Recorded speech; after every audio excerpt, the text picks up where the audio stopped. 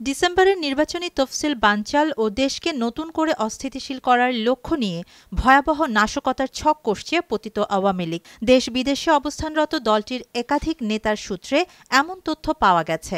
অভিযোগ রয়েছে, এই অপকর্ম বাস্তবায়নে প্রায় ৫,০০০ কোটি টাকার একটি গোপন তহবিল গঠনের কাজ চলছে।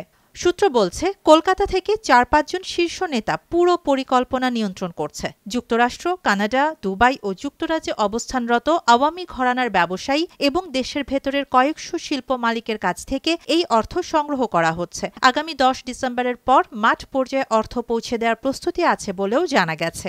তৃণমূল নেতাকর্মীদের মাঠে নামাতে ব্যর্থ হওয়ায় এবার ভিন্ন কৌশল নিয়েছে দলটি। নাশকতার কাজে ব্যবহারের জন্য কিশোর গ্যাং, বস্তির বখাটে, নেশাগ্রস্ত ও ভাড়াটে অপরাধীদের ভাড়া করার পরিকল্পনা করা হচ্ছে। বাসে অগ্নিসংযোগ, বস্তিতে আগুন, গুরুত্বপূর্ণ স্থাপনায় হামলা এসবই তাদের লক্ষ্যবস্তুর তালিকায় রয়েছে। ঢাকা বিশ্ববিদ্যালয়, জাহাঙ্গীরনগর বিশ্ববিদ্যালয়, জগন্নাথ বিশ্ববিদ্যালয় ও ঢাকা কলেজের নিষিদ্ধ ঘোষিত ছাত্রলীগ, যুবলীগের কিছু বিশ্বস্ত নেতাকে অর্থ বণ্টনের দায়িত্ব দেওয়ারও কথা আছে বলে জানিয়েছে সূত্রটি। এরই মধ্যে মিরপুর এলাকায় জড়িত এক নেতা গ্রেপ্তার হয়েছেন। পালিয়ে যাওয়া যুবলীগের এক নেতা হুমকিমূলক বক্তব্যে বলেন, ডক্টর ইউনূসকে শান্তিতে থাকতে দেয়া হবে না। বিমানবন্দর, বাস, বস্তিতে আগুন জ্বলবে, এ কাজে নেতাকর্মী লাগবে না, টোকাই থাকলেই চলে।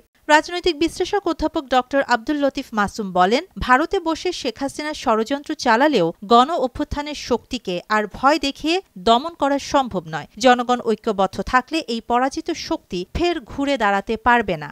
দেশে নির্বাচন ও স্থিতিশীলতা রক্ষায় আইনশৃঙ্খলা বাহিনী ইতোমধ্যে সতর্ক অবস্থানে রয়েছে। শাহানা জাহান, নয়াদিগন্ত।